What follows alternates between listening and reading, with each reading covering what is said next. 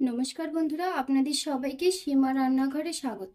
আজ আমি রান্না করব ঝিঙে আলু দিয়ে চিংড়ি মাছের একটা রেসিপি। তো ঝিঙে আলু দিয়ে চিংড়ির একটা রেসিপি বানাবার জন্য দেখুন, প্রথমে আমি উনুনে একটা কড়াই বসিয়ে দিয়েছি আর কড়াইটা গরম হয়ে গেছে। কড়াইয়ের মধ্যে এখন আমি তেল দিয়ে দেব। তো কড়াইয়ের মধ্যে আমি তেল দিয়ে দিয়েছি, তেলটা গরম হচ্ছে। তো আপনারা আমার সঙ্গে থাকুন, পুরো ভিডিওটা দেখুন, স্কিপ করে যাবেন না। তো স্টেপ বাই স্টেপ দেখুন আমি কিভাবে খুব সামান্য উপকরণ দিয়ে একদম ঘরোয়া একটা রেসিপি রান্না করছি। খুব সামান্য অল্প তেল মশলা দিয়েই কিন্তু এই রেসিপিটা রান্না করব, আর খুব সহজেই এই রেসিপিটা রান্না হয়ে যায়। তো আপনারা আমার সঙ্গে থেকে পুরো ভিডিওটা দেখুন। তো পুরো ভিডিওটা দেখে ফুল ওয়াচ করুন। আর আমার রেসিপিটা যদি আপনাদের ভালো লাগে তাহলে একটা লাইক করবেন, শেয়ার করবেন, কমেন্ট করে জানাবেন কেমন হয়েছে। আর যারা আমার চ্যানেলটা নতুন দেখছেন তারা অবশ্যই একটা সাবস্ক্রাইব করবেন, পাশে বেল আইকনটি ক্লিক করবেন, যাতে করে প্রতিদিন যে আমি ভিডিওগুলো ছাড়ছি সেই ভিডিওগুলো সবার প্রথমে আপনাদের কাছে পৌঁছে যায়। আর যারা ফেসবুক পেজ থেকে দেখছেন তারা ফেসবুক পেজটি ফলো করে আমার সঙ্গে থাকবেন। তো দেখুন, এখানে আমি 300 গ্রাম চিংড়ি নিয়েছি। চিংড়িগুলোকে আমি আগে থেকে পরিষ্কার করে বেছে বেছে নিয়েছি, ধুয়ে। এখন এই চিংড়িগুলোকে খুব ভালো করে একটু ভেজে নেব। এখন চিংড়িগুলো ভাজা হয়ে গেছে, চিংড়িগুলোকে এখন নামিয়ে নেব। চিংড়িগুলো নামিয়ে নিয়েছি। খুব সামান্য একটু তেল আছে, এর মধ্যে আমি আরো অল্প সামান্য তেল দিয়ে দেব। তো আমি আরো অল্প সামান্য তেল দিয়ে দিয়েছি। এখন দিয়ে দেব গোটা জিরে। তো দেখুন, অল্প সামান্য একটু গোটা জিরে দিয়ে দিচ্ছি আমি তেলের মধ্যে। দিয়ে দেব গোটা শুকনো লঙ্কা, দুটো শুকনো লঙ্কা দিয়ে দিয়েছি। দিয়ে দেব একটা তেজপাতা।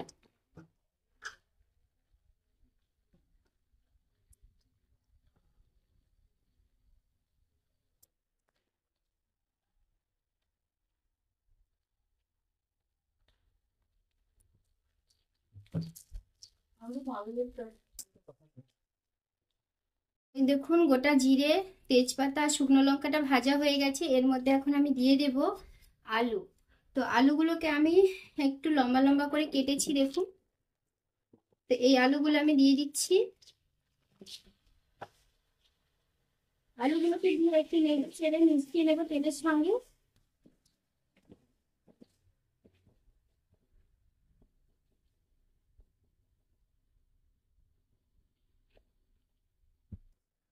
আর এর মধ্যে দিয়ে দেবো কাঁচা লঙ্কা, টমেটো আর পেঁয়াজ।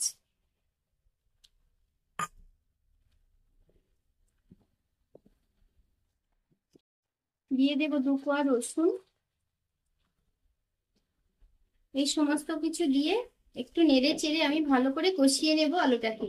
তো এখন দিয়ে দেব স্বাদ মতো নুন।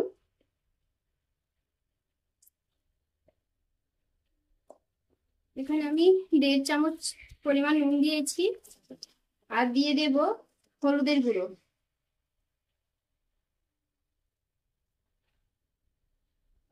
হলুদের গুঁড়োটা পরিমাণ মতো দিয়ে দিয়েছি। দিয়ে দেব জিরে বাটা।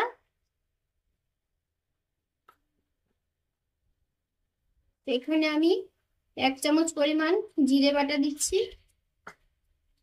দিয়ে দেব পোস্ত বাটা, খুব সামান্য একটু পোস্ত বাটা, 1/2 চামচ পরিমাণ পোস্ত বাটা দিয়েছি। দিয়ে ভালো করে আলুটাকে কষিয়ে নেব আমি।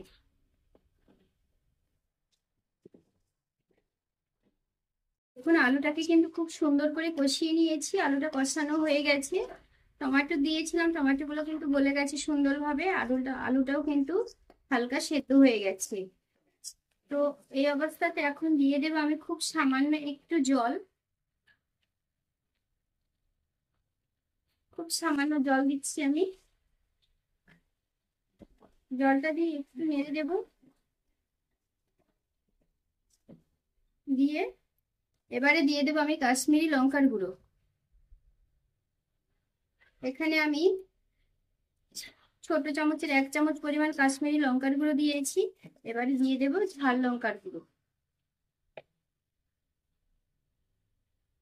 ঝাল লঙ্কার গুঁড়ো আমি ছোট চামচের 1.5 চামচ পরিমাণ দিয়েছি। এই সব কিছু দিয়ে একটু ভালো করে নেড়ে চেড়ে মিশিয়ে নেব।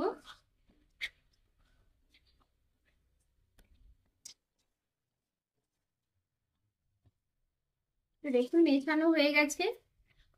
এখন আমি দিয়ে দেব যে ঝিঙেগুলো কেটে রেখেছিলাম, এই যে ঝিঙেগুলো আমি দিয়ে দিচ্ছি।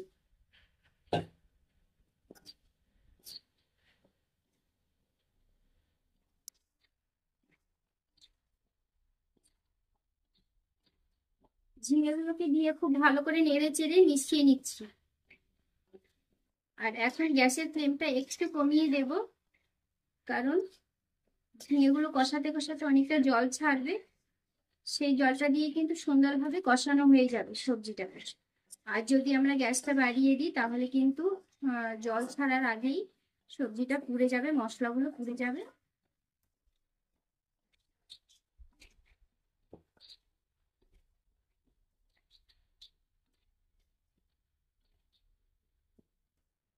তো দেখুন ঝিঙে আলুটাকে খুব সুন্দর করে কষিয়ে নিয়েছি, কষানো হয়ে গেছে। এখন আমি দিয়ে দেব চিংড়িগুলোকে।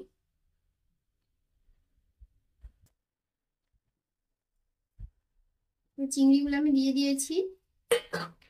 চিংড়িগুলোকে দিয়ে ভালো করে আবারও নেড়ে চেড়ে আমি মিশিয়ে নিচ্ছি।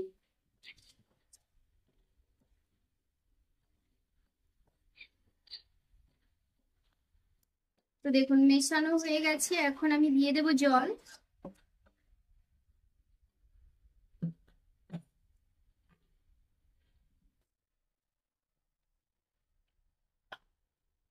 যে বাটিটাতে আমি চিংড়িগুলো ভেজে তুলে রেখেছিলাম সেই বাটিটাকে ধুয়ে আমি জল দিয়ে দিচ্ছি। তবে জলটা কিন্তু আন্দাজ করে দিতে হবে, কারণ আলুটা প্রথমে হালকাভাবে সেদ্ধ হয়ে গেছিল, আর ঝিঙেটা তো খুবই নরম একটা সবজি, সেটা খুব সহজেই সেদ্ধ হয়ে যায়, সেই জন্য জলটা একটু বুঝে শুনে দিতে হবে, খুব বেশি জল দেওয়া যাবে না। তো এখানে দেখুন আমি 1 কাপ পরিমাণ জল দিয়েছিলাম, আমি আরো 1 কাপ পরিমাণ জল দিয়ে দেব। তো জলটা দিয়ে দিয়েছি, আর আমি জল দেব না। এখন গ্যাসের ফ্লেমটা বাড়িয়ে দিয়ে ঢাকা চাপা দিয়ে দেব।